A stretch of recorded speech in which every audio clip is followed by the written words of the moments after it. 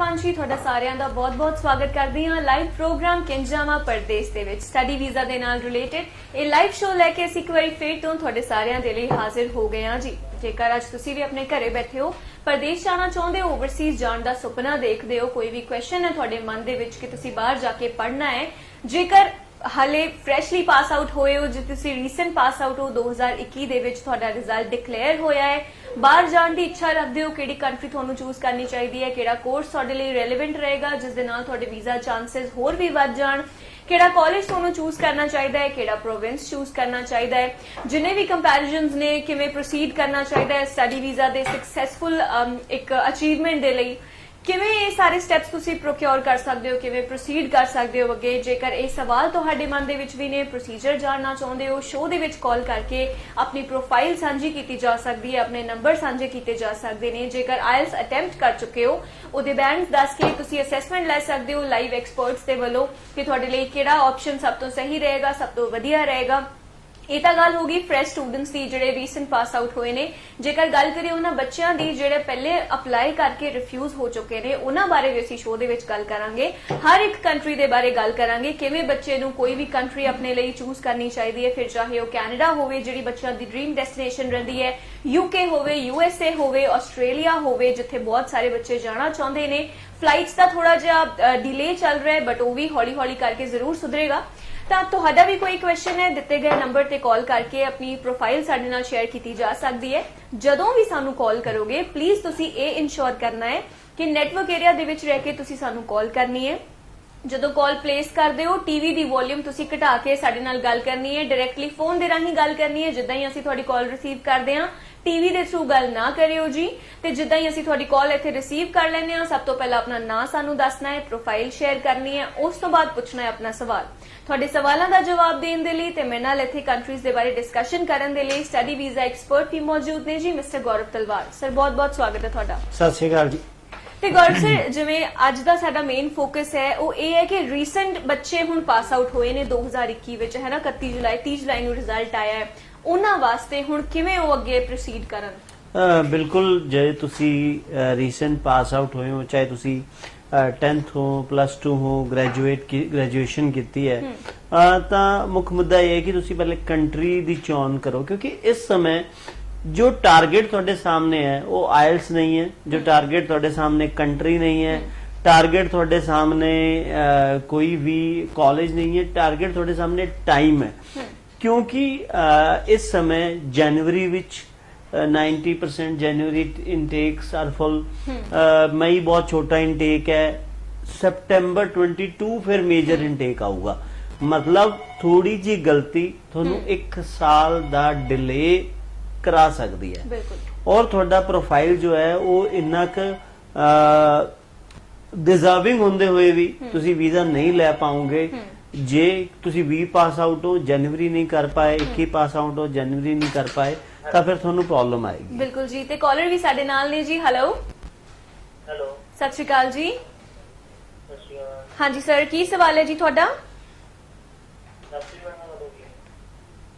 Hello hello हाँ जी sir की पूछना चाहते हो तुसी। मैं मेरी ऑफर लेटर आया नहीं जस्टिस मेरे नाल गल होई मेरी नहीं नहीं सर तुसी लाइव शो दे विच कॉल लाई है नहीं सॉरी जस्टिस मेरे नाल ਇਹ ਐਕਚੁਅਲੀ ਮੈਨੂੰ ਲੱਗਦਾ ਹੈ ਸਾਡੇ ਸਟੂਡੈਂਟ ਹੈ ਜਿਹਦੀ ਆਫਰ ਲੈਟਰ ਆਈ ਰਿਸੀਵ ਹੋਈ ਹੈ ਤਾਂ ਉਹ ਉਹਦੇ ਨਾਲ ਰਿਲੇਟਡ ਆਈ ਗੈਸ ਕੋਈ ਬਿਲਕੁਲ ਪੁੱਛਣਾ ਚਾਹ ਰਿਹਾ ਹੈ ਕਰਨਾ ਹੋਏਗਾ ਕਿ ਉਹਦੀ offer letter no worries I guess next day during the office hours call कर सकते ਬਿਲਕੁਲ ਉਹ ਨੰਬਰ ਹੈ ਕਈ ਵਾਰੀ ਬੱਚੇ ਜਦੋਂ ਫਸਟ ਟਾਈਮ ਕਾਲ ਕਰਦੇ ਆ ਇਸ ਨੰਬਰ ਤੇ ਤਾਂ ਫਿਰ ਉਹ ਨੰਬਰ ਸੇਵ ਹੁੰਦਾ ਬਿਲਕੁਲ ਤਾਂ ਐਗਜ਼ਿਸਟਿੰਗ ਬੱਚਾ ਹੈ ਜਿਹਦੀ ਆਫਰ ਰਿਸੀਵ ਹੋਈ ਹੋਏਗੀ ਉਹ ਕਾਲ ਕਰ ਬਿਲकुल ਤੇ ਗੌਰ ਸਰ ਹੁਣ ਜਿੱਦਾਂ ਇਸੇ ਬੱਚੇ ਦੀ ਹੀ ਗੱਲ ਲੈ ਲਈਏ ਆਫਰ ਲੈਟਰ ਆਹੀ ਫੋਕਸ ਹੋਣਾ ਚਾਹੀਦਾ ਇਸ ਵੇਲੇ ਬੱਚਿਆਂ ਦਾ ਕਿ ਬਿਲकुल ਅਸੀਂ ਇਸੇ ਲਈ ਜੋ ਪੈਕੇਜ ਹੈ ਉਹ ਇਸ ਤਰ੍ਹਾਂ ਡਿਜ਼ਾਈਨ ਕਰਤਾ ਹੈ ਕਿ ਜੇ ਤੁਹਾਡਾ ਆਫਰ ਜੋ ਹੈ ਉਹ ਅਸੀਂ ਮੰਗਾ ਕੇ ਦਾਂਗੇ ਵਿਦ ਆਇਲਸ ਵੀ ਅਸੀਂ ਕਰਾਵਾਂਗੇ ਤਾਂ ਕਿ ਤੁਸੀਂ ਸਾਨੂੰ ਪਤਾ ਹੈ ਕਿ ਐਕਚੁਅਲੀ ਫਾਈਲ ਲਾਉਣ ਤੱਕ ਕਿੰਨਾ ਟਾਈਮ ਹੈ ਔਰ ਉਸ ਦੇ ਵਿੱਚ ਤੁਹਾਡੇ ਬਾਕੀ ਡਾਕੂਮੈਂਟਸ ਤੁਹਾਡੇ ਫੰਡਸ ਕਾਲਜ ਦਾ ਆਫਰ ਕਾਲਜ ਦਾ LOA ਬਾਕੀ ਸਾਰੀ ਜਿੰਨੀ ਵੀ ਫਾਰਮੈਲਿਟੀਜ਼ ਹੈ ਵਿਦ ਆਇਲਸ ਉਹ ਕਿਸ ਤਰ੍ਹਾਂ ਕਰਾਉਣੀ ਹੈ, ਤਾਂ ਅਸੀਂ ਪ੍ਰੋਪਰ ਤੁਹਾਨੂੰ ਕਰਿਕੂਲਮ ਗਾਈਡ ਕਰਾਂਗੇ ਕਿ ਇੰਨੇ ਟਾਈਮ ਵਿੱਚ ਅਸੀਂ ਤੁਹਾਡਾ ਆਇਲਸ, ਔਰ ਅਗਰ ਆਇਲਸ ਅਸੀਂ ਤੁਹਾਨੂੰ ਗਾਈਡ ਕਰਾਂਗੇ ਤਾਂ ਇਹ ਵੀ ਸ਼ੋਰਟੀ ਦਾਂਗੇ ਕਿ ਆਇਲਸ ਤੁਸੀਂ ਕਰੈਕ ਕਰੋਗੇ। ਉਹ ਅਸੀਂ ਦੇਖਾਂਗੇ ਕਿ ਅਸੀਂ ਰੈਂਡਮਲੀ 2 ਸਟ੍ਰਾਈਕ ਵਿੱਚ ਕਰੈਕ ਕਰਾਉਣਾ, ਇੱਕ ਸਟ੍ਰਾਈਕ ਵਿੱਚ ਕਰੈਕ ਕਰਾਉਣਾ, ਤਾਂ ਉਹ ਪੀਟੀ ਕਰੈਕ ਕਰਾਉਣਾ ਜਾਂ ਕਿਹੜਾ ਟੈਸਟ ਕਰੈਕ ਕਰਾਉਣਾ ਫॉर योर ਕੰਟਰੀ। ਤਾਂ ਇਸੇ ਲਈ ਜਦੋਂ ਤੁਸੀਂ ਕੰਸਲਟੈਂਸੀ ਲੈ ਰਹੇ ਹੋ, pre consultancy with conditional offer letter with IELTS booking ਇਹ ਸਾਰਾ ਕਰਕੇ ਦਾਂਗੇ, ਔਰ ਇਸ ਤਰ੍ਹਾਂ ਦਾ ਅਸੀਂ ਪੈਕੇਜ ਵੀ ਡਿਜ਼ਾਈਨ ਕੀਤਾ ਹੈ ਤਾਂ ਕਿ ਬੱਚੇ ਨੂੰ ਕੋਈ ਪ੍ਰੋਬਲਮ ਨਾ ਆਏ। ਬਿਲਕੁਲ। ਤੇ ਸਪੋਜ਼ ਗੌਰਵ ਸਰ ਇੱਕ ਫਰੈਸ਼ ਸਟੂਡੈਂਟ ਜਿਹਨੇ ਹਲੇ +2 ਕੀਤੀ ਆ, ਕੰਟਰੀ ਬਾਰੇ ਵੀ ਉਹਨੇ ਨਹੀਂ ਸੋਚਿਆ ਵੀ ਉਹਨੇ ਕਿੱਥੇ ਜਾਣਾ ਹੈ, ਤੁਹਾਡੇ ਕੋਲ ਆਉਂਦਾ ਹੈ ਅਸੈਸਮੈਂਟ ਦੇ ਲਈ, ਗਾਈਡੈਂਸ ਦੇ ਲਈ, ਕਿਹੜਾ ਟੈਸਟ ਉਹ ਆਪਣੇ ਲਈ ਵਧੀਆ ਚੂਜ਼ ਕਰੇ ਵੀ ਆਇਲਸ ਕਰਾਂ, ਟੋਫਲ ਕਰਾਂ, ਕੀ ਕਰਾਂ? ਆਇਲਸ ਦਾ ਉਹ ਟੈਸਟ ਹੈ ਜੋ ਆਲ ਓਵਰ ਵਰਲਡ ਵੈਲਿਡ ਹੈ। ਹੁਣ ਇਹ ਵੀ ਸਮਝਣਾ ਹੈ ਕਿ ਆਇਲਸ ਪਹਿਲੇ 2 ਆਪਸ਼ਨ ਸੀਗੀਆਂ, ਅੱਜ ਆਪਸ਼ਨ ਇੱਕ ਹੈ। ਦੂਜੀ ਚੀਜ਼, ਆਇਲਸ ਅਗਰ ਤੁਹਾਡੀ ਕੰਟਰੀ ਡਿਸਾਈਡ ਨਹੀਂ ਹੈ ਫਿਰ ਅਸੀਂ ਤੁਹਾਡੀ ਕੰਟਰੀ ਡਿਸਾਈਡ ਕਰਾਂਗੇ ਤੁਹਾਡੇ ਕੋਰਸ ਬੇਸ ਤੇ। ਕੋਰਸ ਵੀ ਡਿਸਾਈਡ ਨਹੀਂ ਹੈ ਤਾਂ ਕੋਰਸ ਬੇਸ ਕਰਾਂਗੇ ਤੁਹਾਡੀ ਜੋ ਤੁਹਾਡੀ ਰੁਚੀ ਕਿਸ ਤਰਫ ਹੈ, ਤੁਹਾਡੀ ਇੰਟਰਸਟ ਕਿਸ ਤਰਫ ਹੈ, ਇਸ ਨੂੰ ਧਿਆਨ ਦਿੰਦੇ ਹੋਏ ਤਾਂ ਪ੍ਰੋਪਰ ਇੱਕ ਕੈਰੀਅਰ ਕਾਉਂਸਲਿੰਗ ਜੋ ਹੈ ਉਹ ਤੁਹਾਨੂੰ ਦਿੱਤੀ ਜਾਏਗੀ। ਦੂਜੀ ਚੀਜ਼, ਸਪਾਊਸ ਨਾਲ ਜਾਣਾ ਚਾਹੁੰਦੇ ਹੋ, ਤੁਹਾਡੀ ਜੋ ਕਮਿਟਮੈਂਟਸ ਹੈ ਦੈਟ ਇਜ਼ ਔਨ, ਜੋ ਮੈਰਿਜ ਹੈ ਉਹ ਫੋਰਨ ਬੇਸਡ ਹੈ, ਤੁਸੀਂ ਬਾਹਰ ਜਾਣ ਲਈ ਇਕੱਠੇ ਹੋਏ ਹੋ ਤਾਂ ਵੀ ਤੁਸੀਂ ਦੱਸ ਸਕਦੇ ਹੋ। ਉਹਦੇ ਅਕੋਰਡਿੰਗ ਚਾਹੇ ਤੁਸੀਂ +2, ਫਿਰ ਉਸ ਅਕੋਰਡਿੰਗ ਤੁਹਾਨੂੰ ਆਇਲਸ ਕਰਾਵਾਂਗੇ, ਉਸ ਅਕੋਰਡਿੰਗ ਤੁਹਾਨੂੰ ਅਸੀਂ ਯੂਨੀਵਰਸਿਟੀ ਲੈ ਕੇ ਜਾਵਾਂਗੇ। ਤਾਂ ਇਸ ਤਰੀਕੇ ਨਾਲ ਅਸੀਂ ਤੁਹਾਨੂੰ ਗਾਈਡ ਕਰਾਂਗੇ ਕਿ ਅਸੀਂ ਕਿਹੜੇ ਤਰੀਕੇ ਨਾਲ ਅਸੀਂ ਤੁਹਾਨੂੰ ਜੋ ਹੈ ਉਹ ਬਾਹਰ ਵੀਜ਼ਾ ਦਵਾ ਸਕਦੇ ਹਾਂ, ਕਿਉਂਕਿ ਉਹਦੇ ਲਈ ਕੀ ਪ੍ਰਬੰਧ ਸਾਨੂੰ ਕਿਸ ਟਾਈਮ ਤੇ ਕਰਨੇ ਪੈਣਗੇ। ਬਿਲਕੁਲ ਜੀ। ਤੇ ਨੈਕਸਟ ਕਾਲਰ ਵੀ ਸਾਡੇ ਨਾਲ ਨੇ। ਹੈਲੋ, ਸਤਿ ਸ਼੍ਰੀ ਅਕਾਲ ਮੈਡਮ। ਸਤਿ ਸ਼੍ਰੀ ਅਕਾਲ ਜੀ। ਮੈਡਮ ਪਰਮਜੀਤ ਬੋਲ ਰਿਹਾ ਜੀ ਬਾਰੇ ਤੋਂ। ਹਾਂਜੀ ਸਰ, ਕੀ ਸਵਾਲ ਹੈ ਤੁਹਾਡਾ? ਮੈਡਮ ਮੈਂ ਫਾਈਲ ਅਪਲਾਈ ਕਰ ਸਕਦਾ ਹਾਲੇ ਮੇਰਾ ਅਜੇ ਤੱਕ ਨਾਮ ਨਹੀਂ ਹੋਇਆ ਹੈਗਾ ਕਲੀਅਰ। ਤੁਹਾਡੇ ਕਿੰਨੇ ਨੰਬਰ ਨੇ ਤੇ ਕੁਆਲੀਫਿਕੇਸ਼ਨ ਕੀ ਹੈ ਤੁਹਾਡੀ ਸਰ? ਮੈਡਮ ਹੁਣੇ ਰੀਸੈਂਟਲੀ ਰਿਜ਼ਲਟ ਆਇਆ ਸੀਗਾ ਆਪਣਾ 2 ਦਿਨ ਪਹਿਲਾਂ। ਠੀਕ ਆ। ਤੇ +2 ਤੁਸੀਂ ਕਿਹੜੀ ਸਟਰੀਮ ਚ ਪਾਸ ਕੀਤੀ ਹੈ?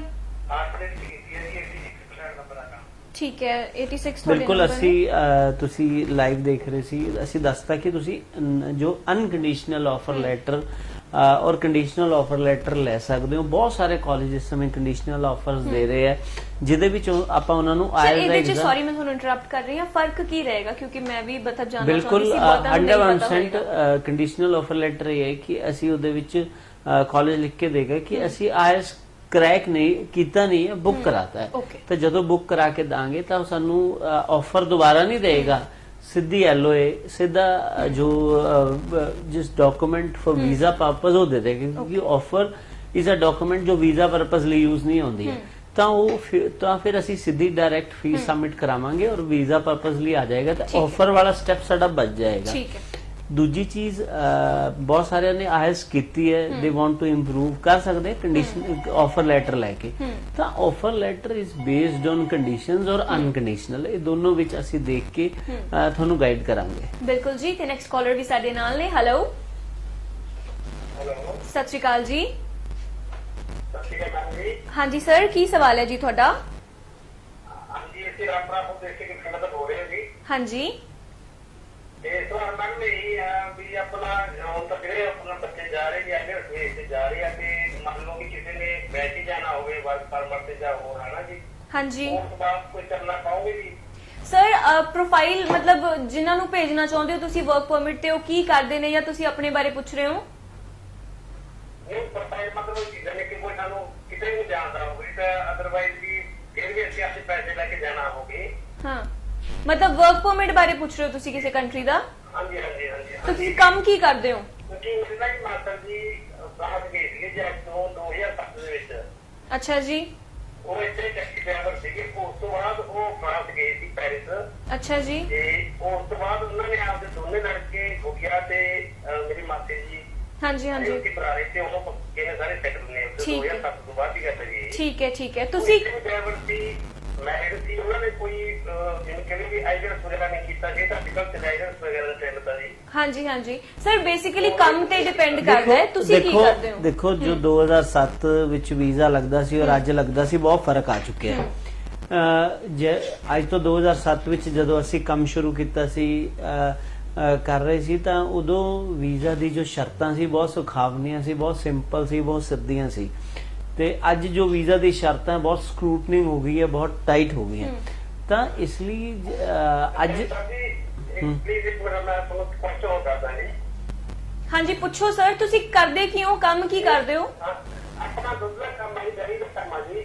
ਮੇਰੇ ਤਾਇਆ ਜੀ ਦਾ ਲੱਗਾ 2019 ਦੇ ਵਿੱਚ ਇੱਥੇ ਰੋਡ ਦਾ ਕੰਮ ਕਰੇ, ਦਰਵਾਜ਼ੇ ਦਾ ਕੰਮ ਜੀ। ਤੇ ਕੁਛ ਵੀ ਜਿਹੜੇ ਕਿ ਉਹਨਾਂ ਦੇ ਕੀਤੀ ਦੀ ਨਾਲ ਹੀ ਉਹਨਾਂ ਦੀ ਵਾਈਫ ਦੀ ਕੀਤੀ, ਉਹ ਵੀ ਗਏ ਹੋਏ ਕੈਨੇਡਾ ਜੀ, ਮੇਰੇ ਫੈਮਿਲੀ ਸਾਰੇ। ਉਹ ਮੈਂ ਠੀਕ ਹੈ। ਦੱਸਦਾ ਨਾ, ਸਕਿਲਡ ਵਿੱਚ ਜੀ। ਚਲਾ ਜਾਂਦਾ ਬੱਚਾ। ਜਦੋਂ ਤੁਹਾਨੂੰ ਕੋਈ ਸਕਿਲਡ, ਦੋ ਤਰ੍ਹਾਂ ਦੇ ਲੋਕ ਹੁੰਦੇ ਆ। ਸਕਿਲਡ ਐਕਸਪੀਰੀਅੰਸ ਹੈ ਤਾਂ ਸਕਿਲਡ ਵਿੱਚ ਤੁਸੀਂ ਜਾ ਸਕਦੇ ਹੋ। ਦੂਜਾ ਇੱਕ ਸਭ ਤੋਂ ਵਧੀਆ ਤਰੀਕਾ ਕੀ ਹੈ ਕਿ ਤੁਸੀਂ ਆਪਣੀ ਫੈਮਿਲੀ ਨਾਲ ਟੂਰ ਪਲੱਸ ਸੈਟਲਮੈਂਟ ਤੇ ਜਾ ਸਕਦੇ ਹੋ। ਉਹਦੇ 'ਚ ਕੀ ਹੈ, ਇੱਥੋਂ ਅਸੀਂ ਤੁਹਾਨੂੰ ਟੂਰਿਸਟ ਤੇ ਭੇਜਦੇ ਹਾਂ, ਉੱਥੇ ਜਾ ਕੇ ਫਿਰ ਅਸੀਂ ਤੁਹਾਨੂੰ ਸਪਾਂਸਰ ਦਵਾਉਂਦੇ ਹਾਂ। ਦੈਨ ਹਾਈ ਕਮਿਸ਼ਨ ਤੋਂ ਜੋ ਤੁਹਾਡਾ ਵੀਜ਼ਾ ਹੈ ਉਹ ਚੇਂਜ ਕਰਵਾ ਦਿੰਦੇ ਹਾਂ। ਕਿਉਂਕਿ ਇੱਥੇ ਅਗਰ ਤੁਹਾਡੇ ਕੋਲ ਕੋਈ ਐਕਸਪੀਰੀਅੰਸ ਨਹੀਂ ਹੈ, ਕੋਈ ਸਕਿਲਡ ਨਹੀਂ ਹੈ, ਤਾਂ ਫਿਰ ਸਿੱਧਾ ਵਰਕ ਪਰਮਿਟ ਲੈਣਾ ਇਜ਼ ਨਾਟ ਪੋਸੀਬਲ। ਤਾਂ ਉਹਦੇ ਲਈ ਇੱਕ ਤਰੀਕਾ ਇਹ ਹੈ ਕਲਚਰ ਐਕਸਚੇਂਜ, ਜਿਹਨੂੰ ਅਸੀਂ ਕਹਿੰਦੇ ਕਿ ਇੱਥੋਂ ਵਿਜ਼ਿਟ ਟੂ ਵਰਕ ਵਿੱਚ ਲੈ ਕੇ ਜਾਂਦੇ ਆ ਬੱਚੇ ਨੂੰ। ਤਾਂ ਉਹ ਇੱਕ ਤਰੀਕਾ ਅਸੀਂ ਫੋਲੋ ਕਰ ਸਕਦੇ ਹਾਂ। ਬਾਕੀ ਜਦੋਂ ਤੁਸੀਂ ਆਪਣਾ ਪ੍ਰੋਪਰ ਬਾਇਓਡਾਟਾ ਜਾਂ ਆਪਣੀ ਪੂਰੀ ਸਿਚੁਏਸ਼ਨ, ਤੁਹਾਡੇ ਘਰੇ ਕੌਣ ਹੈ, ਬੱਚੇ ਕਿੰਨੇ ਨੇ, ਏਜ ਕਿੰਨੀ ਹੈ, ਇਨਕਮ ਕਿੰਨੀ ਹੈ, ਐਕਸਪੀਰੀਅੰਸ ਕਿੰਨਾ ਹੈ, ਸਭ ਕੁਝ ਸਾਂਝਾ ਕਰੋਗੇ ਤਾਂ ਫਿਰ ਮੈਂ ਜ਼ਿਆਦਾ ਤੁਹਾਨੂੰ ਦੱਸ ਸਕੂੰਗਾ ਕਿ ਐਕਚੁਅਲੀ ਤੁਸੀਂ ਕਿਹੜੀ ਕੰਟਰੀ ਲਈ ਐਲੀਜੀਬਲ ਹੋ। ਔਰ ਸ਼ੈਨਿਗਨ ਜਿਹੜੀ ਤੁਸੀਂ ਜਰਮਨੀ, ਫਰਾਂਸ ਕਹਿ ਰਹੇ ਹੋ, ਉੱਥੇ ਤੁਸੀਂ ਜਾ ਸਕਦੇ ਹੋ, ਕੋਈ ਪ੍ਰੋਬਲਮ ਨਹੀਂ। ਬਿਲਕੁਲ। ਤੇ ਗੌਰ ਸਰ, ਜਿਵੇਂ ਅਸੀਂ ਕਹਿ ਰਹੇ ਹਾਂ ਕਿ ਕੈਨੇਡਾ ਜੇਕਰ ਬੱਚੇ ਨੇ ਐਡਮਿਸ਼ਨ ਲੈਣੀ ਹੈ, ਆਪਣਾ ਕੰਡੀਸ਼ਨਲ ਆਫਰ ਲੈਟਰ ਜਾਂ ਆਫਰ ਲੈਟਰ ਲਈ ਅਪਲਾਈ ਕਰਦੇ ਜਿਨ੍ਹਾਂ ਨੇ ਆਇਲਸ ਕੀਤੀ ਆ, ਜੇਕਰ ਉਹਨੇ ਯੂਕੇ ਅਪਲਾਈ ਕਰਨਾ ਹੈ, ਆਸਟ੍ਰੇਲੀਆ ਅਪਲਾਈ ਕਰਨਾ ਹੈ, ਉੱਥੇ ਲਈ ਕੀ ਪ੍ਰੋਸੀਜਰ ਰਹੇਗਾ? ਸੇਮ ਮਤਲਬ ਫਰੈਸ਼ ਬੱਚੇ ਲਈ ਹੀ? ਦੇਖੋ, ਅਗਰ ਤੁਸੀਂ ਯੂਕੇ, ਆਸਟ੍ਰੇਲੀਆ, ਮੈਂ ਫਿਰ ਦੁਬਾਰਾ ਦੱਸ ਰਿਹਾ ਕਿ ਇਸ ਸਮੇਂ ਸਿਰਫ ਔਰ ਸਿਰਫ ਮੁੱਦਾ ਟਾਈਮ ਦਾ ਹੈ। क्योंकि चाहे असी कनाडा जाना है, यूएस जाना है, यूके जाना, उत्थे भी जनवरी इनटेक है, यूनिवर्सिटीज़ आर फुल उत्थे भी। उस तो बाद यूके का फिर विच कोई ऑप्शन नहीं है, ऑप्शन ही सीधा सितंबर है। तो फिर इसलिए साडे कोल देयर इज़ नो बहुत ज़्यादा टाइम नहीं है जिहदे च असी बहुत आराम नाल 5-10 दिनों च सोचांगे कि असी कित्थे आयल्स करनी है, फिर आयल्स करांगे, फिर कंसल्टेंट लभांगे। तो अज इसे लिए असी अज तो पहले आयल्स की गाइडेंस नहीं देंदे सी। हुण आफ्टर करोना जो नवे बच्चे पास होए तो आयल्स की गाइडेंस देनी शुरू की नाल, क्योंकि बच्चे आयल्स किते होर करके साडे कोल आउंदे आ। तो इसलिए आयल्स वाला करन लगे कि बच्चे ਨੂੰ ਇਹ ਪ੍ਰੋਬਲਮ ਨਾ ਆਏ। ਕਿਉਂਕਿ ਔਰ ਮੈਕਸਿਮਮ ਆਇਲਸ ਵਾਲੇ ਦੇ ਆਰ ਇਨਟੂ ਆਇਲਸ, ਉਹਨਾਂ ਨੂੰ ਇਮੀਗ੍ਰੇਸ਼ਨ ਦੀ ਨੌਲੇਜ ਬਿਲਕੁਲ ਵੀ ਨਹੀਂ ਹੈ। ਤਾਂ ਇਸ ਲਈ ਇੱਕ ਅੰਡਰ ਰੂਫ ਦਿੰਨੇ ਆ ਕਿ ਅਸੀਂ, ਸਾਨੂੰ ਪਤਾ ਕਿ ਕਿਸ ਤਰ੍ਹਾਂ ਅਸੀਂ ਆਇਲਸ ਕਰੈਕ ਕਰਾਣਾ ਹੈ, ਕਿੰਨਾ ਆਇਲਸ ਕਰਾਉਣਾ ਔਰ ਕਿਸ ਪ੍ਰੋਸੀਜਰ ਨਾਲ ਕਰੈਕ ਕਰਾਣਾ ਹੈ। ਤਾਂ ਇਸ ਲਈ ਅਗਰ ਤੁਸੀਂ ਫਰੈਸ਼ ਹੋ ਤਾਂ ਮੇਰਾ ਤੁਹਾਨੂੰ ਇਹੀ ਹੈ ਕਿ ਜਦੋਂ ਤੁਸੀਂ ਸਾਨੂੰ ਹਾਇਰ ਕਰੋ ਤਾਂ ਉਹਦੇ ਲਈ ਬੈਨੀਫਿਟ ਇਹ ਹੈ ਕਿ ਆਇਲਸ ਵੀ ਅਸੀਂ ਤੁਹਾਨੂੰ ਕਰਾਈਏ ਤਾਂ ਕਿ ਅਸੀਂ ਫਸਟ ਸਟੈਪ ਤੋਂ ਲੈ ਕੇ ਐਂਡ ਸਟੈਪ ਤੱਕ ਦੀ ਜ਼ਿੰਮੇਵਾਰੀ ਲੈ ਪਾਈਏ। ਬਿਲਕੁਲ। ਤੇ ਗੌਰਵ ਸਿੰਘ, ਬਹੁਤ ਵਾਰੀ ਪੈਕੇਜ ਦੇ ਵਿੱਚ ਵੀ ਇਦਾਂ ਆਪਸ਼ਨਸ ਹੁੰਦੇ ਨੇ, ਬੱਚੇ ਨੂੰ ਦਿੱਤੇ ਜਾਂਦੇ ਨੇ ਕਿ ਤੁਸੀਂ GIC ਆਪ ਪੇ ਕਰੋ ਜਾਂ ਫੀਸ ਆਪ ਪੇ, ਇਦਾਂ ਦਾ ਵੀ ਕੁਝ ਹੈ? ਜਾਂ ਦੇਖੋ, ਉਹਦੇ ਵਿੱਚ ਇਹ ਹੈ ਬਹੁਤ ਸਾਰੇ ਬੱਚੇ ਜੋ ਹੈ ਉਹ ਕਿਉਂਕਿ ਦੇਖੋ ਆਫਟਰ ਵੀਜ਼ਾ ਦੇਣੇ ਉਹ ਆਟੋਮੈਟਿਕ ਜ਼ਿਆਦਾ ਹੁੰਦਾ, ਮਹਿੰਗਾ ਹੁੰਦਾ, ਤਾਂ ਬੜੇ ਸਾਰੇ ਲੋਕ ਬੈਂਕ ਤੋਂ ਫਾਈਨੈਂਸ ਕਰਾਉਂਦੇ ਆ, ਉਹ ਬਹੁਤ ਸਾਰੀ ਰਕਮ ਨਹੀਂ ਅਦਾ ਕਰ ਪਾਉਂਦੇ। ਤਾਂ ਫਿਰ ਉਹਨਾਂ ਨੂੰ ਅਸੀਂ ਕੰਸਲਟੈਂਸੀ ਚਾਰजेस ਜੋ ਸਾਡੇ ਲਾਇਰਸ ਆਪਣੇ ਚਾਰਜ ਲੈਂਦੇ ਆ, ਉਹ ਆਫਟਰ ਵੀਜ਼ਾ ਲੈ ਲੈਂਦੇ ਆ। ਤਾਂ ਉਸ ਤਰ੍ਹਾਂ ਦਾ ਵੀ ਡਿਜ਼ਾਈਨ ਹੈ। ਦੇਖੋ, ਹਰ ਪ੍ਰੋਫਾਈਲ ਲਈ ਪੈਕੇਜ ਅਲੱਗ ਮੈਨੂਅਲ ਡਿਸਾਈਡ ਹੁੰਦਾ, ਕਿਉਂਕਿ ਕਿੰਨੀ ਸਰਵਿਸਿਜ਼ ਲੈਣੀ ਹੈ ਤੁਸੀਂ ਸਾਡੇ ਤੋਂ।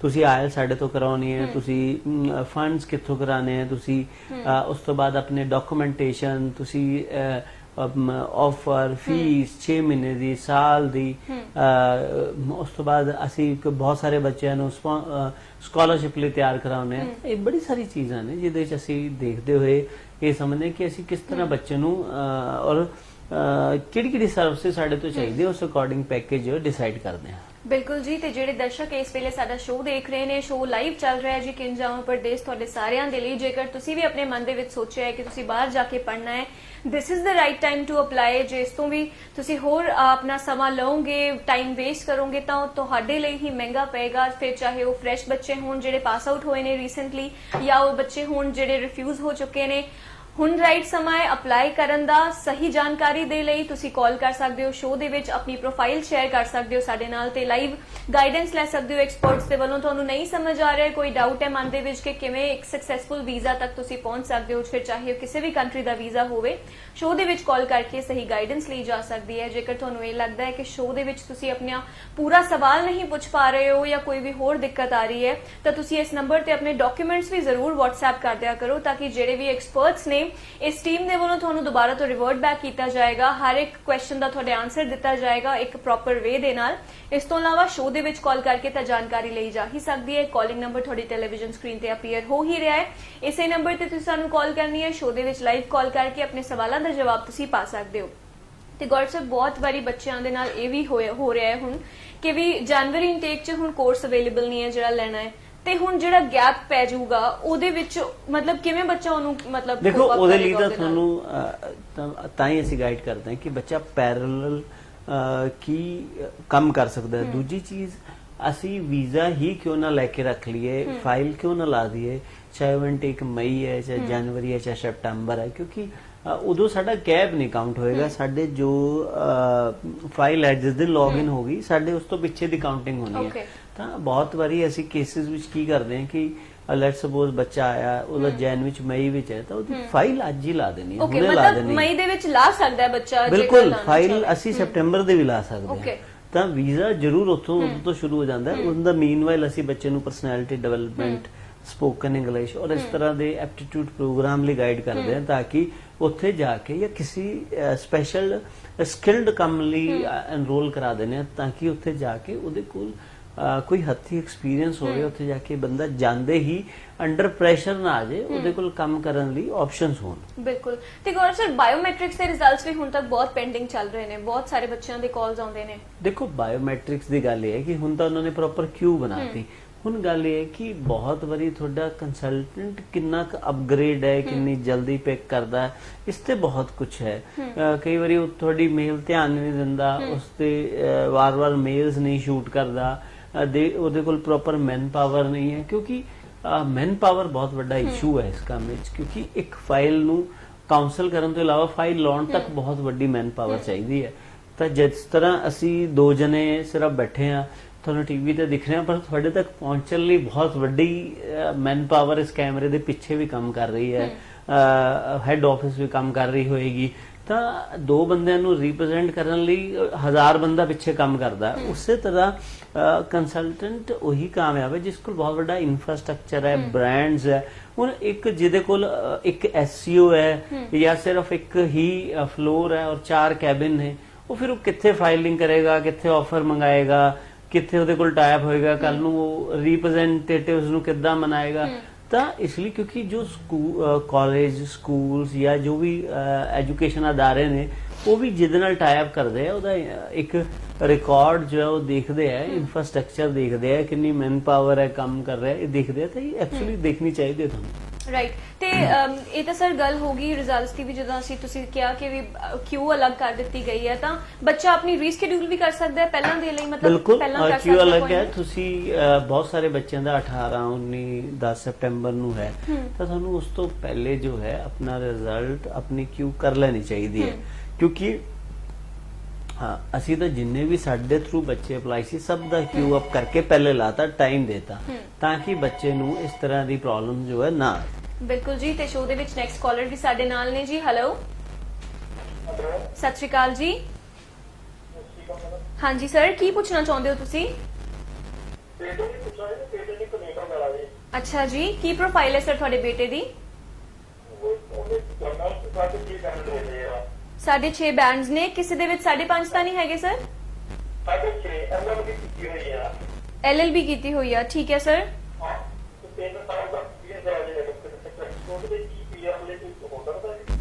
नहीं, देखो LLB तो बाद PR पॉसिबल नहीं है, क्योंकि LLB एक ग्रेजुएट प्रोग्राम है।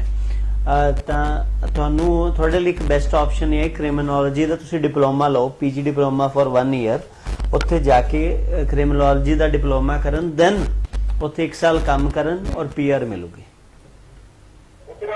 ਹਾਂਜੀ ਬਿਲਕੁਲ ਸ਼ੋਰ। ਉਹਦੇ ਵਿੱਚ ਤੁਹਾਨੂੰ 2 ਹਾਂਜੀ ਸਟੱਡੀ ਤੇ ਜਾਣਾ ਪਏਗਾ, ਕਿਉਂਕਿ ਅਗਰ ਤੁਸੀਂ ਪੀਆਰ ਚਾਹੀਦੀ ਹੈ ਤਾਂ ਮਿਨੀਮਮ ਪੀਜੀ ਪ੍ਰੋਗਰਾਮ ਚਾਹੀਦਾ ਹੈ, ਤੇ 3 ਤੋਂ 4 ਸਾਲ ਦਾ ਐਕਸਪੀਰੀਅੰਸ ਚਾਹੀਦਾ ਪਲੱਸ 778 ਬੈਂਡ ਚਾਹੀਦੇ, ਨਾ ਤਾਂ ਬੈਂਡ ਹੈ, ਨਾ ਐਕਸਪੀਰੀਅੰਸ ਹੈ, ਨਾ ਕੁਆਲੀਫਿਕੇਸ਼ਨ ਹੈ, ਤਾਂ ਪੀਆਰ ਪੋਸੀਬਲ ਨਹੀਂ। ਬਿਲਕੁਲ। ਤੇ ਗੌਰ ਸਰ, ਜੇਕਰ ਪੀਆਰ ਦੀ ਹੀ ਗੱਲ ਕਰੀਏ ਸੀ ਕਿ ਜਿਵੇਂ ਪੀਐਨਪੀ ਜਾਂ ਸਕਿਲਡ ਕੈਟਾਗਰੀਜ਼ ਦੀ ਜਿਹੜੇ ਨੋਮੀਨੇਸ਼ਨਸ ਨਿਕਲਦੇ ਨੇ ਉਹ ਮਤਲਬ ਇੱਕ ਤਰਫ ਉਹ ਤਾਂ ਚੱਲ ਹੀ ਰਹੇ ਨੇ, ਬਟ ਜਿਹੜੀ ਜੇਕਰ ਅਸੀਂ ਐਕਸਪ੍ਰੈਸ ਐਂਟਰੀ ਦੀ ਗੱਲ ਕਰੀਏ ਉਹ ਕਿਤੇ ਨਾ ਕਿਤੇ ਕੰਮ ਥੋੜਾ ਸਟਕ ਜਿਹਾ ਹੈ। ਐਕਸਪ੍ਰੈਸ ਐਂਟਰੀ ਸਸਪੈਂਡ ਹੈ ਇਸ ਸਮੇਂ ਬਹੁਤ ਟਾਈਮ ਤੋਂ, ਪਰੋਨ 1 ਸਾਲ ਹੋ ਗਿਆ, ਹਾਲੇ ਵੀ ਸਸਪੈਂਸ਼ਨ ਵਿੱਚ ਹੈ। ਪਰ ਪੀਐਨਪੀ ਸਟਿਲ ਹੋਣਾ ਹੈ, ਤਾਂ ਤੁਸੀਂ ਇਹ ਦੇਖਣਾ ਹੈ ਕਿ ਤੁਹਾਡੀ ਦੇਖੋ ਹੁਣ ਇਹ ਬੱਚਾ ਹੈ ਜਾਂ ਇਸ ਤਰ੍ਹਾਂ ਦੀ ਬਹੁਤ ਸਾਰੀ ਹਜ਼ਾਰੋਂ ਪ੍ਰੋਫਾਈਲਸ ਹੈ ਜੋ ਪੀਐਨਪੀ ਚ ਪੀਆਰ ਲੈ ਸਕਦੀਆਂ, ਪਰ ਕਿਉਂ ਉਹਨਾਂ ਨੇ ਕਿਸੇ ਪ੍ਰੋਵਿੰਸ ਤੱਕ ਸਟਕ ਹੋਣਾ? ਉਸ ਤੋਂ ਚੰਗਾ ਉਹ ਸਿੱਧਾ ਇੱਥੋਂ 1 ਸਾਲ ਕੰਮ ਹੀ ਕਰਨ ਜਾਣਾ, ਪੀਆਰ ਤੇ ਵੀ 2 ਸਾਲ ਕੰਮ ਕਰਨਾ ਹੈ, ਤਾਂ ਤੁਸੀਂ 1 ਸਾਲ ਸਟੱਡੀ 1 ਸਾਲ ਵਰਕ ਤੇ ਵੀ 2 ਸਾਲ ਕੰਮ ਕਰਨਾ ਹੈ। ਤਾਂ ਦੇਖਿਆ ਜਾਏ ਤਾਂ ਇੱਕ ਸਟicker ਦਾ ਫਰਕ ਹੈ, ਪੀਆਰ ਵੀਜ਼ਾ ਵੀ ਸਟicker ਵੀਜ਼ਾ ਲੱਗਣਾ 2 ਸਾਲ ਦਾ ਹੀ ਹੈ, ਉਸ ਤੋਂ ਬਾਅਦ ਪੀਆਰ ਕਾਰਡ ਮਿਲੇਗਾ, ਤਾਂ ਇੱਥੋਂ ਜਾ ਕੇ ਸਿੱਧੀ ਪੀਆਰ ਲਈ ਜਾ ਸਕਦੀ ਹੈ। ਉਸ ਤੋਂ ਉਹਦੇ ਵਿੱਚ ਇਹਨਾਂ ਦਾ ਬੈਨੀਫਿਟ ਕਿ 1 ਸਾਲ ਜੋ ਇੱਥੇ ਪ੍ਰੋਸੈਸਿੰਗ ਲਈ ਰੁਕਣਾ ਹੈ, ਉਸ ਤੋਂ ਜਨਵਰੀ ਵਿੱਚ ਉੱਥੇ ਜਾ ਸਕਦੇ ਆ, ਪਹੁੰਚ ਸਕਦੇ ਆ। ਤਾਂ ਬੈਟਰ ਵੇ ਹਮੇਸ਼ਾ ਇਮੀਗ੍ਰੇਸ਼ਨ ਵਿੱਚ ਤੁਹਾਨੂੰ ਸਹੀ ਰਸਤਾ, ਸਹੀ ਵੀਜ਼ਾ ਕੈਟਾਗਰੀ ਚੂਜ਼ ਕਰਨੀ ਚਾਹੀਦੀ ਹੈ, ਤਾਂ ਹੀ ਜੋ ਤੁਸੀਂ ਹੋ ਰਹੀ ਸਟਰਗਲ ਤੋਂ ਜੋ ਹੈ ਉਹ ਬਚ ਸਕਦੇ ਹੋ। ਬਿਲਕੁਲ। ਤੇ ਗੌਰ ਸਰ, ਕਿਉਂਕਿ ਪੀਆਰ ਦੀ ਗੱਲ ਕਰ ਰਿਹਾ, ਮੈਂ ਇਹ ਵੀ ਤੁਹਾਨੂੰ ਪੁੱਛਣਾ ਚਾਹੁੰਦੀ ਸੀ ਕਿਉਂਕਿ ਅੱਜ ਵੀ ਮੈਨੂੰ ਲੱਗਦਾ ਬਹੁਤ ਸਾਰੇ ਸਟੂਡੈਂਟਸ ਜਾਂ ਪੇਰੈਂਟਸ ਇਹ ਸੋਚ ਰੱਖਦੇ ਹੋਣਗੇ ਕਿ ਜੇਕਰ ਬੱਚਾ ਯੂਕੇ ਜਾ ਰਿਹਾ ਉਹਦੀ ਪੀਆਰ ਨਹੀਂ ਹੋਏਗੀ, ਤਾਂ ਹੁਣ ਸਿਨੈਰੀਓ ਕਿੰਨਾ ਪੀਆਰ ਚੇਂਜ ਦਾ ਕੋਈ ਹੋਇਆ? ਲੈਣਾ ਦੇਣਾ ਨਹੀਂ ਹੈ, ਕਿਉਂਕਿ ਯੂਕੇ ਇਨਡੈਫੀਨਿਟ ਸਟੈਂਪ ਦੇ ਦਿੰਦਾ ਤੁਹਾਨੂੰ। ਤੁਸੀਂ ਆਪਣੇ ਆਲੇ ਦੁਆਲੇ ਦੇਖ ਲਓਗੇ ਤਾਂ ਤੁਹਾਨੂੰ ਕੋਈ ਆਪਣੇ ਘਰੋਂ 10 ਸਾਲ ਪਹਿਲੇ ਯੂਕੇ ਗਿਆ, ਕੋਈ 15 ਸਾਲ, ਕੋਈ ਅੱਜ ਸਾਡੀ ਵੀ ਉੱਥੇ ਤੀਜੀ ਪੀੜ੍ਹੀ ਉੱਥੇ ਯੂਕੇ ਵਿੱਚ ਹੈ, ਤਾਂ ਜੇ ਤੀਜੀ ਪੀੜ੍ਹੀ ਯੂਕੇ ਚ ਹੈ, ਉੱਥੇ ਵੀਜ਼ਾ ਜਾਂ ਪੀਆਰ ਹੈ, ਤਾਂ ਹੀ ਉੱਥੇ ਬੈਠੀ ਹੈ, ਕਿੱਥੋਂ ਆ ਗਈ ਨਹੀਂ ਤਾਂ ਹਾਂ ਇੱਕ ਤੁਹਾਨੂੰ ਪਾਸਪੋਰਟ ਵੀ ਇਸ਼ੂ ਹੋ ਜਾਂਦਾ, ਇੱਕ ਉਹਨਾਂ ਦਾ ਸਿਟੀਜ਼ਨ ਦਾ ਜੋ ਤਮਕਾ ਉਹ ਨਹੀਂ ਮਿਲਦਾ ਕਈ ਜਗ੍ਹਾ, ਪਰ ਇਨਡੈਫੀਨਿਟ ਸਟੈਂਪ ਲੱਗ ਜਾਂਦੇ। ਤੁਸੀਂ ਜਿੰਨਾ ਮਰਜ਼ੀ ਰਹੋ, ਫੈਮਿਲੀ ਰਹੇ, ਸਾਰੇ ਉਹਨਾਂ ਦੇ ਅਧਿਕਾਰ ਯੂਜ਼ ਕਰ ਸਕਦੇ ਹੋ। ਔਰ 2021 ਵਿੱਚ ਉਹ ਨਵੀਂ ਪੁਆਇੰਟ ਬੇਸਡ ਪੀਆਰ ਸਿਸਟਮ ਵੀ ਲਾਂਚ ਕਰ ਰਹੇ ਹੈ, ਜੋ ਬਹੁਤ ਜਲਦੀ ਲਾਂਚ ਹੋਊਗਾ, ਜਿਹਦੇ ਵਿੱਚ ਉਹ ਉੱਥੋਂ ਦੇ ਪੜ੍ਹੇ ਗ੍ਰੈਜੂਏਟ ਬੱਚੇ ਔਰ ਪੋਸਟ ਗ੍ਰੈਜੂਏਟ ਬੱਚਿਆਂ ਨੂੰ ਪੀਆਰ ਦੇਣਗੇ। ਬਿਲਕੁਲ।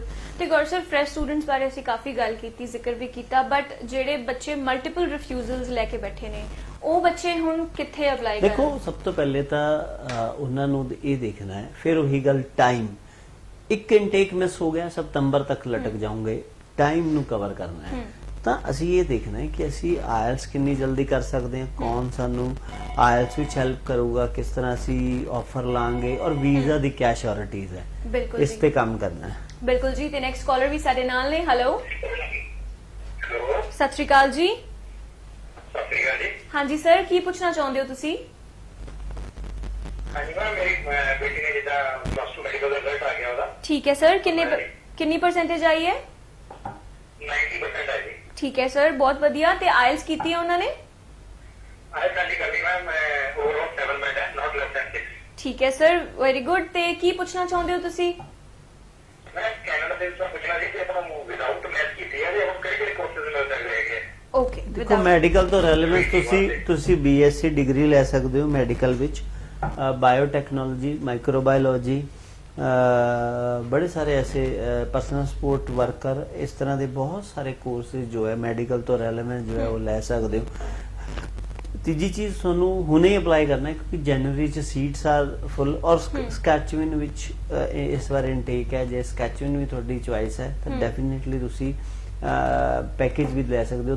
ਤੁਹਾਨੂੰ ਸਾਡੇ ਜੋ ਕਾਉਂਸਲਰ ਸਵੇਰੇ ਗੱਲ ਕਰਨਗੇ ਤਾਂ ਤੁਸੀਂ ਸਾਰੇ ਜੋ ਆਪਣੇ ਜਿੰਨੇ ਵੀ ਕੈਨੇਡਾ ਵਿੱਚ ਮੈਡੀਕਲ ਤੋਂ ਰਿਲੇਟਡ ਕੋਰसेज ਇਸ ਸਮੇਂ ਓਪਨ ਹੈ, ਜਨਵਰੀ ਔਰ ਮਈ ਦੋਨੋਂ ਤੁਹਾਨੂੰ ਆਪਸ਼ਨ ਦੱਸ ਦੇਣਗੇ, ਦੈਨ ਯੂ ਡਿਸਾਈਡ। ਬਿਲਕੁਲ। ਤੇ ਗੌਰ ਸਰ, ਹੁਣ ਬਹੁਤ ਸਾਰੇ ਬੱਚਿਆਂ ਨੇ ਆਬਵੀਅਸਲੀ ਟਰੈਵਲ ਵੀ ਕਰਨਾ ਹੈ ਸੈਪਟੈਂਬਰ ਇਨਟੇਕ ਦੇ ਲਈ, ਤੇ ਕੀ ਉਹਨਾਂ ਲਈ ਗਾਈਡਲਾਈਨਸ ਕੁਝ ਨਵੀਆਂ ਆਈਆਂ ਨੇ ਜਾਂ ਆਲਰੇਡੀ ਜਿਹੜੀ ਐਗਜ਼ਿਸਟਿੰਗ ਸੀਗੀਆਂ? ਗਾਈਡਲਾਈਨ ਸਿੰਪਲ ਹੈ ਕਿ ਤੁਸੀਂ ਆਪਣੇ ਇਨਟੇਕ ਤੋਂ 1 ਮਹੀਨੇ ਦੇ ਅੰਦਰ ਟਰੈਵਲ ਕਰੋ, ਔਰ ਕੋਈ ਫਲਾਈਟਸ ਬੰਦ ਨਹੀਂ ਹੈ, ਫਲਾਈਟਸ ਵਾਇਆ ਜਾ ਰਹੀ ਹੈ। 21 ਤੋਂ ਬਾਅਦ ਫਲਾਈਟਸ ਹੋਰ ਵੀ ਓਪਨ ਹੋਣਗੀਆਂ, ਕੋਈ ਪ੍ਰੋਬਲਮ ਜੀ। ਬਿਲਕੁਲ। ਤੇ ਸਮਾਂ ਵੈਸੇ ਜਾਣ ਦਾ ਹੋ ਗਿਆ, ਬਟ ਜਾਣ ਤੋਂ ਪਹਿਲਾਂ ਆਪਾਂ ਇੱਕ ਕਾਲਰ ਲੈ ਲਈਏ ਜੀ। ਹੈਲੋ, ਹੈਲੋ, ਸਤਿ ਸ਼੍ਰੀ ਅਕਾਲ ਜੀ।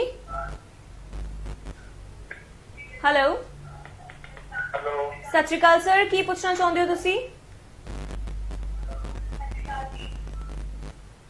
ਗੌਰ ਸਰ, ਕੋਈ ਮੈਸੇਜ ਦੇਣਾ ਚਾਹੋਗੇ ਵਿਊਅਰਸ ਦੇ ਲਈ? ਬਿਲਕੁਲ, ਮੈਸੇਜ ਮੇਰਾ ਇਹੀ ਹੈ ਕਿ ਤੁਸੀਂ वीज़ा कैटेगरी ज़रूर समझो और इस समय एक ही चाबी जो थोड़ा वीज़ा लवा सकती है वो टाइम मैनेजमेंट है और तुसी एक बारी ज़रूर अपना प्रोफाइल डिस्कस करो। ਬਿਲਕੁਲ ਜੀ, thank you so much Gaurav sir ਸਾਨੂੰ Thank ਸ਼ੋਅ you. ਵਿੱਚ ਜੁਆਇਨ ਕਰਨ ਦੇ ਲਈ।